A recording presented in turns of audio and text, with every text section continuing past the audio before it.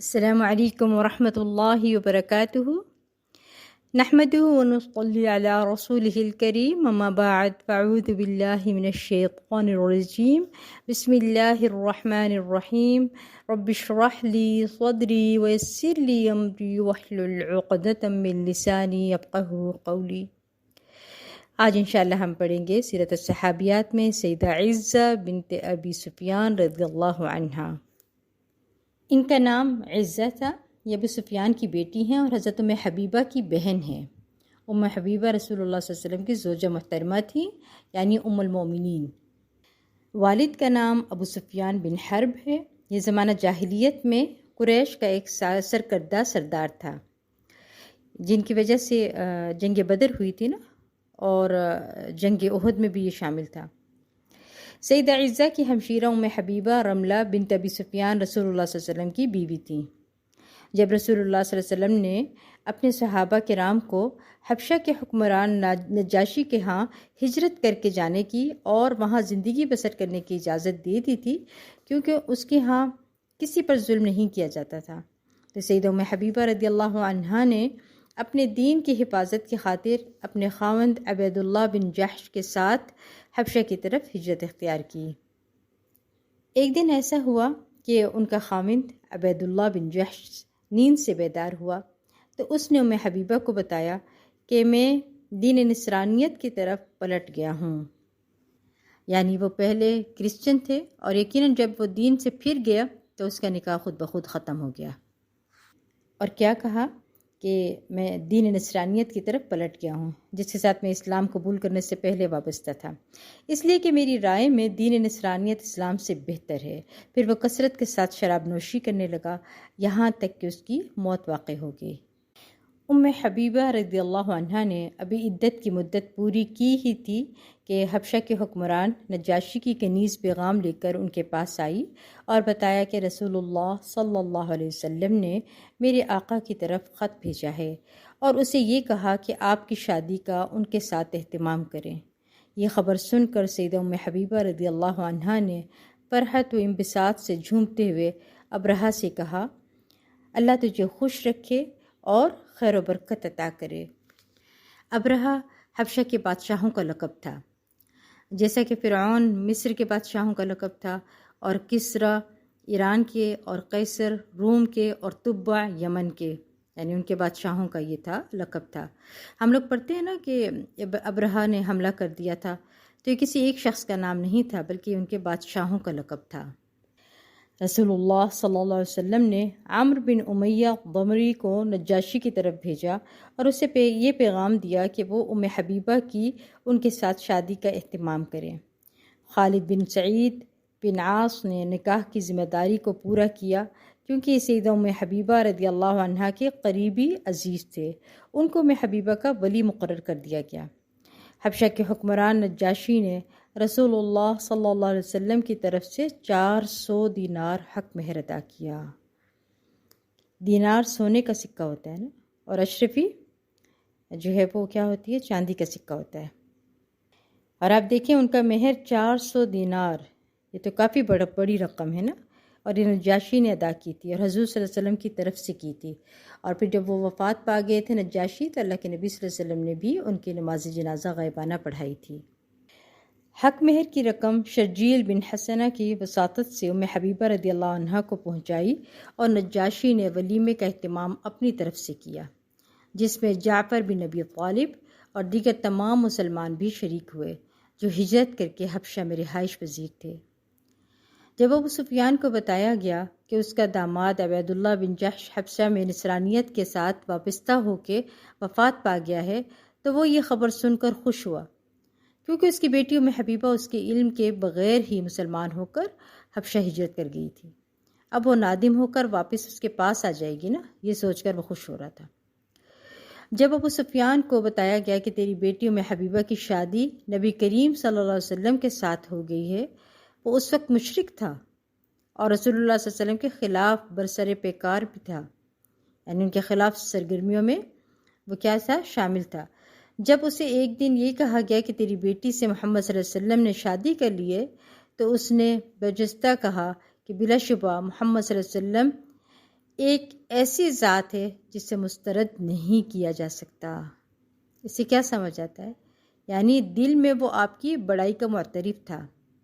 یہ الگ بات ہے کہ دین اسلام پر نہ ہونے کی وجہ سے وہ آپ صلی اللہ علیہ وسلم کے خلاف تھا، لیکن دل سے اس کو پتہ تھا کہ یہی حق پر ہیں اور ان کا اعتراف بھی تھا ان کو۔ حبشہ سے مہاجرین کی واپسی کے بعد سیدہ ام حبیبہ رضی اللہ عنہا نے بھی مدینہ منورہ کی طرف اپنی دوسری ہجرت کی سعادت حاصل کی۔ جب اللہ تعالیٰ نے ام حبیبہ رضی اللہ عنہا کی ہمشیرہ کے ساتھ خیر و بھلائی کا ارادہ کیا تو اس کے دل کو منور اور اسلام کی ہدایت سے سرفراز کر دیا۔ اس نے مکہ معظمہ میں اپنے والد ابو سفیان کو بتائے بغیر اسلام قبول کر لیا۔ پھر اس نے مدینہ منورہ کی طرف ہجرت کی اور اپنی ہمشیرہ ام حبیبہ رضی اللہ عنہا سے جا ملی، یعنی ان کی بہن جو تھی ام حبیبہ، ان سے جا ملی۔ یہ دراصل حضرت عزہ کے بارے میں ہے، ٹھیک ہے؟ یہ ان کی بہن تھی اور مدینہ جب ان کی بہن آ گئیں تو یہ بھی اسلام قبول کر کے مدینہ آ گئی۔ سیدہ عزہ کے حالات کا ذکر زیادہ نہیں آتا ہے، مگر مجموعی طور پر پورے خاندان کا ذکر آتا ہے، جس میں ہمیں بہت کچھ سیکھنے کو ملتا ہے۔ باپ کا اسلام قبول کرنا۔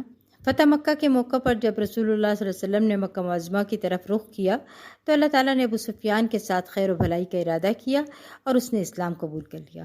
محمد ابن عمرو رازی سے روایت ہے کہ جب رسول اللہ صلی اللہ علیہ وسلم مر الظہران مقام سے گزرے تو سیدنا عباس رضی اللہ عنہ نے بیان کیا کہ میں نے صورتحال دیکھتے ہوئے کہا کہ اگر رسول اللہ صلی اللہ علیہ وسلم مکہ معظمہ میں یوں ہی داخل ہو گئے اور قریش نے آپ کی خدمت میں حاضر ہو کر ان سے پناہ طلب نہ کی تو وہ تباہ و برباد ہو جائیں گے۔ سیدنا عباس کہتے ہیں کہ میں رسول اللہ صلی اللہ علیہ وسلم کی خچر پر سوار ہو گیا، ٹھیک ہے؟ خچر کن کا تھا؟ رسول اللہ صلی اللہ علیہ وسلم کا۔ میں نے کہا شاید کوئی مکہ معظمہ میں رہنے والا ضرورت مند شخص مجھ سے مل جائے تو وہ رسول اللہ صلی اللہ علیہ وسلم کے بارے میں بتا دے گا کہ وہ لشکر اسلام کے ساتھ فلاں جگہ پہنچ چکے ہیں، تاکہ وہ مکہ والوں کو جا کر بتا دے اور وہ رسول اللہ صلی اللہ علیہ وسلم کی خدمت میں حاضر ہو کر آپ سے امان حاصل کر لیں۔ میں ابھی خچر پر سوار یہ سوچتا ہوا جا رہا تھا کہ مجھے ابو سفیان اور بدیل بن ورقہ باتیں کرتے ہوئے سنائی دیے۔ میں نے کہا ارے ابو حنظلہ، اس نے میری آواز کو پہچان لیا۔ اس نے کہا ابو الفضل ہو؟ یہ ابو الفضل کس کو کہتے تھے؟ حضرت عباس رضی اللہ عنہ کی کنیت تھی۔ میں نے کہا ہاں۔ اس نے کہا میرے ماں باپ قربان ہوں، تم یہاں کیسے؟ میں نے کہا یہ دیکھو رسول اللہ صلی اللہ علیہ وسلم اور ان کے ساتھ لوگوں کا جمع غفیر۔ ابو سفیان نے کہا اب کیا ہوگا؟ سیدنا عباس رضی اللہ عنہ نے کہا میرا خیال ہے کہ اگر تم ان کے ہتھے چڑھ گئے تو مارے جاؤ گے۔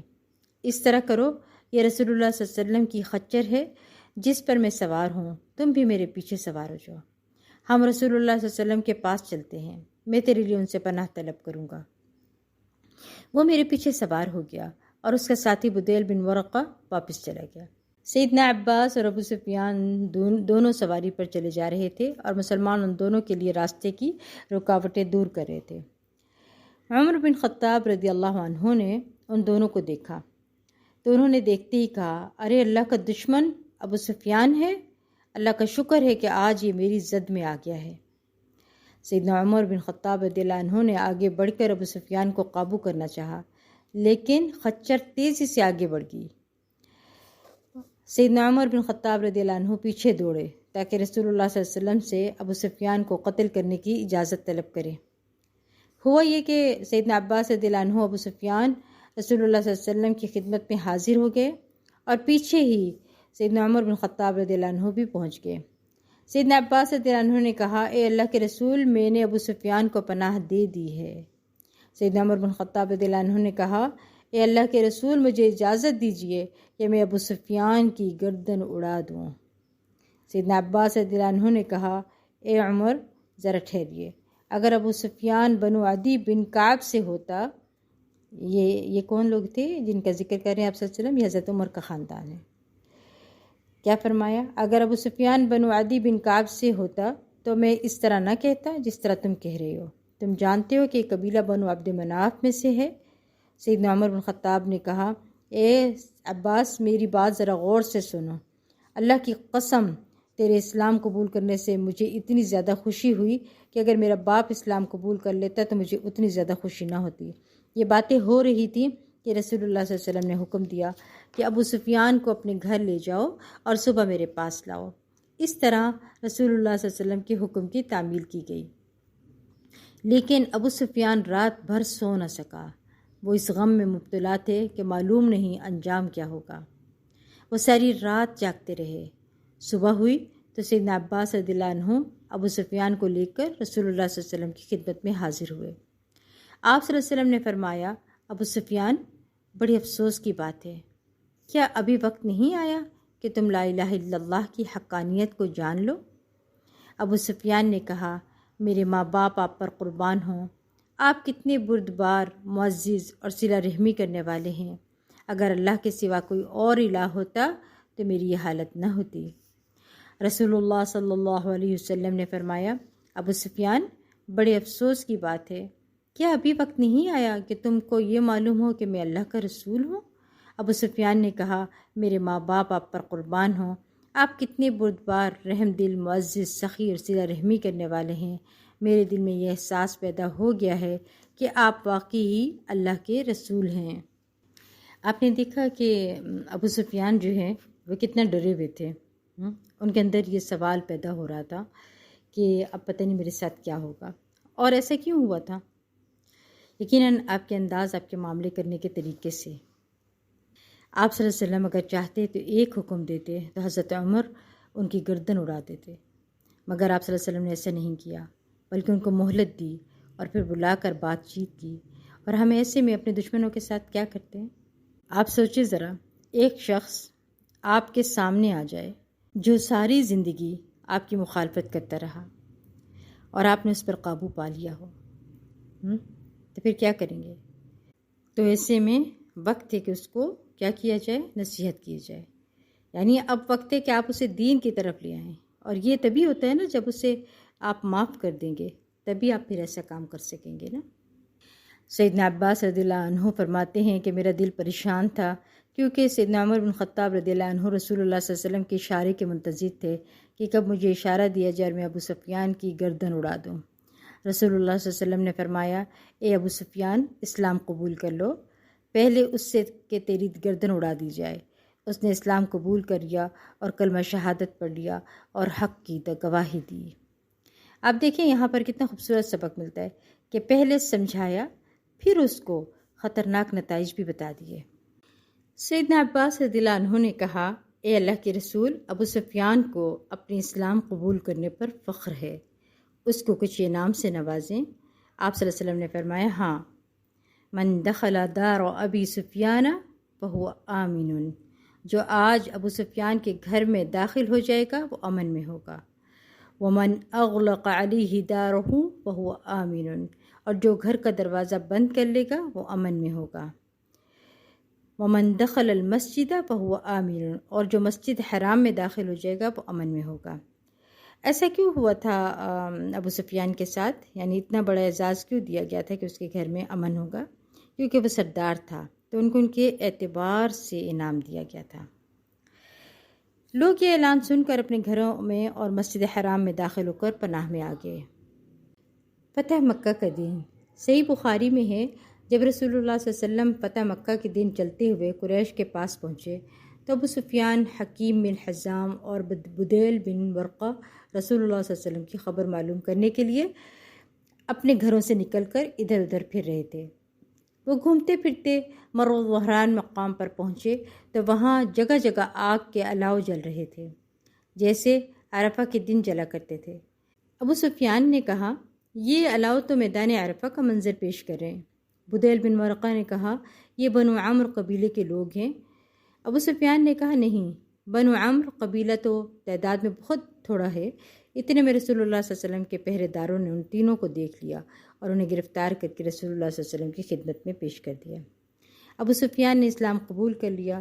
جب سیدنا عباس رضی اللہ عنہ اس کو لے کر چلے تو ابو سفیان نے سیدنا عباس رضی اللہ عنہ سے کہا، اے عباس، ذرا رکو تاکہ میں مسلمانوں کو دیکھ سکوں۔ سیدنا عباس رضی اللہ عنہ رک گئے۔ قبائل گزر رہے تھے، ایک ایک قبیلہ ابو سفیان کے پاس سے گزر رہا تھا۔ ایک قبیلہ گزرا تو ابو سفیان نے پوچھا، اے عباس، یہ کون سا قبیلہ ہے؟ انہوں نے بتایا یہ قبیلہ بنو غفار ہے۔ ابو سفیان نے کہا مجھے بنو غفار سے کیا لینا دینا۔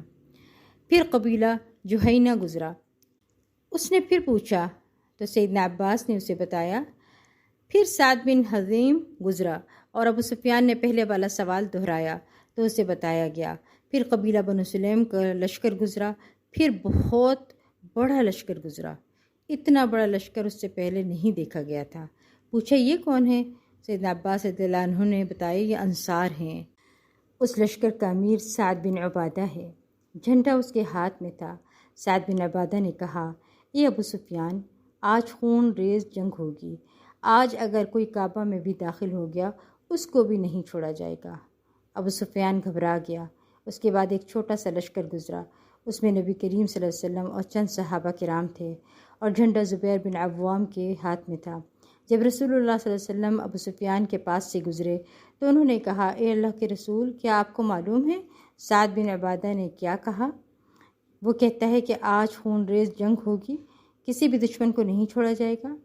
رسول اللہ صلی اللہ علیہ وسلم نے فرمایا سعد غلط کہتا ہے، آج کعبہ کی تعظیم کو ملحوظ خاطر رکھا جائے گا، آج کعبہ کو غلاف پہنایا جائے گا۔ راوی کہتا ہے کہ رسول اللہ صلی اللہ علیہ وسلم نے حکم دیا کہ جھنڈا حجون مقام پر گاڑ دیا جائے۔ عروہ کہتے ہیں کہ مجھے نافع بن جبیر بن مطعم نے بتایا، وہ کہتے ہیں کہ میں نے عباس سے سنا، وہ زبیر بن عوام سے کہہ رہے تھے اے ابو عبداللہ، رسول اللہ صلی اللہ علیہ وسلم نے تجھے جھنڈا یہاں گاڑنے کا حکم دیا ہے۔ اس نے کہا ہاں، رسول اللہ صلی اللہ علیہ وسلم نے خالد بن ولید کو یہ حکم دیا کہ وہ مکہ میں بالائی جانب قدا سے داخل ہو۔ نبی کریم صلی اللہ علیہ وسلم مکہ معظمہ میں قدا سے داخل ہوئے۔ خالد بن ولید کے لشکر میں شامل شہ سواروں کے ہاتھوں 2 شخص جو ہیں وہ قتل ہوئے، ایک حبیش بن اشعر تھا اور دوسرا کرز بن جابر فہری تھا۔ لشکر اسلام کے مکہ معظمہ میں داخل ہونے سے پہلے ابو سفیان اپنی قوم کے پاس پہنچ گیا۔ اس نے اپنی قوم کو بتایا اے میری قوم، میں نے اسلام قبول کر لیا ہے، تم بھی مسلمان ہو جاؤ، کیونکہ محمد صلی اللہ علیہ وسلم لشکر جرار کے ساتھ آ رہے ہیں۔ اتنا بڑا لشکر تم نے پہلے کبھی نہیں دیکھا ہوگا، تم اس کا مقابلہ نہیں کر سکو گے۔ ہند بنت عتبہ نے جب اپنے خامد ابو سفیان کی بات سنی تو اس کا پارا چڑھ گیا۔ وہ غضبناک ہو کر کہنے لگی ارے یہ تم کیا کہہ رہے ہو؟ تمہیں شرم آنی چاہیے، تم نے تو قوم کی ناک کٹوا دی ہے، ڈوب مرو۔ اور پھر قوم کو مخاطب ہو کر کہنے لگی اس کو قتل کر دو، اس نے قوم کی عزت کو خاک میں ملا دیا ہے، اسے زندہ رہنے کا کوئی حق نہیں۔ ابو سفیان نے کہا اے میری قوم، میں تمہارا ہمدرد ہوں، اس خاتون کے دھوکے میں نہ آ جانا، میں تمہارے فائدے کی بات کر رہا ہوں۔ دیکھو محمد صلی اللہ علیہ وسلم یہاں پہنچنے ہی والے ہیں، تم ان کا مقابلہ نہیں کر سکو گے۔ اتنے میں فاتح اعظم سیدنا محمد صلی اللہ علیہ وسلم مکہ معظمہ میں داخل ہو گئے۔ مسجد حرام میں داخل ہو کر بیت اللہ کے اندر اور اس کے ارد گرد رکھے گئے تمام بتوں کو وہاں سے ہٹانے کا حکم دے دیا۔ لوگ جوق در جوق دین اسلام قبول کرنے لگے۔ ہند نے بھی دیکھ لیا اور وہ اس نتیجے پر پہنچی کہ قریش آج کے بعد اب اٹھ نہیں سکیں گے، لہٰذا وہ بھی عورتوں کے ساتھ مل کر رسول اللہ صلی اللہ علیہ وسلم کی خدمت میں حاضر ہو گئی تاکہ آپ کے دست مبارک پر بیعت کر لے۔ جب عورتیں رسول اللہ صلی اللہ علیہ وسلم کی خدمت میں حاضر ہوئیں تو ہند بنت عتبہ نے نقاب اوڑھ رکھا تھا۔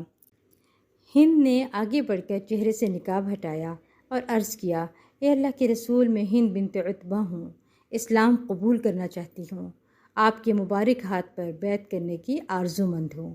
رسول رحمت نبی اکرم صلی اللہ علیہ وسلم نے فرمایا مرحبا بکی، خوش آمدید۔ اس طرح ابو سفیان کا خاندان دائرہ اسلام میں داخل ہو گیا اور سب عزہ بنت ابی سفیان اور ام حبیبہ بنت ابی سفیان کے ساتھ اکٹھے ہو گئے۔ پھر اس گلشن میں بہار آ گئی، پھر سبھی اپنی زندگی بھرپور انداز میں بسر کر کے اللہ کو پیارے ہو گئے۔ اللہ تعالیٰ ان سب پر اپنی رحمت کی برکھا برسائے اور سبھی کو اپنی رضا سے نوازے، آمین یا رب العالمین۔ وآخر دعوانا ان الحمد للہ رب العالمین۔